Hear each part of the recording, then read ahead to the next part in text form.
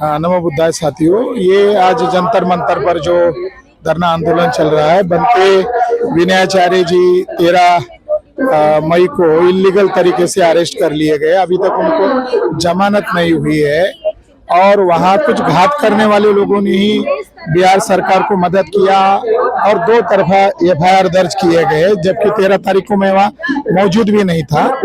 और राज्यपाल के द्वारा सवेरे 12 तारीख को वहां अंदर जाके काल्पनिक शिवलिंग की पूजा करना, उसमें बीटीएमसी के लोग सहभागी होना, कलेक्टर कमिश्नर सहभागी होना और बीटीएमसी के तमाम सदस्य सहभागी होना, तो ये इस बात का संकेत दे रहा है कि वहाँ के शासन प्रशासन संविधान के दायरे में रहकर काम नहीं कर रहे हैं, बल्कि थर्ड पार्टी उनको ऑपरेट कर रही है। और वो थर्ड पार्टी कौन है?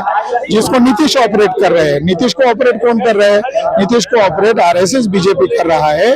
तो ये लड़ाई सीधा सीधा ब्राह्मणों के खिलाफ है। सर, आपका जो आपने कहा आपने एक पीआईएल फाइल किया सुप्रीम कोर्ट में, वो लिस्ट हो गई है? अभी वो शामिल हो गए, दर्ज हो गई है। उसका केस नंबर अभी मुझे आने वाला है आज, तो मैं बड़ी प्रेस मीट दिल्ली में लूंगा। वहाँ 4th सेंचुरी और 7th सेंचुरी में युवन संघ आए थे। साकेत, अयोध्या नाम नहीं है, रामायण में भी साकेत ही नाम है। रामायण में बुद्ध का 16 बार जिक्र है।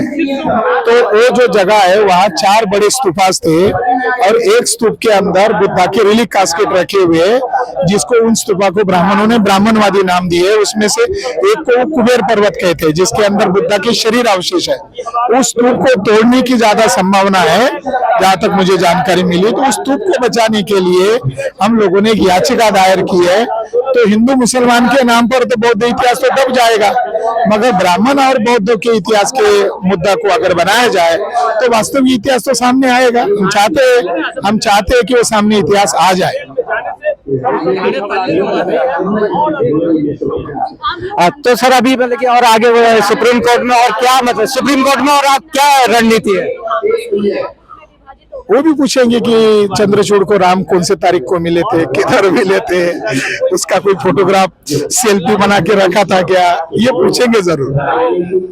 मेरा कहना है कि उन 5 जजेस की इंक्वायरी करनी चाहिए।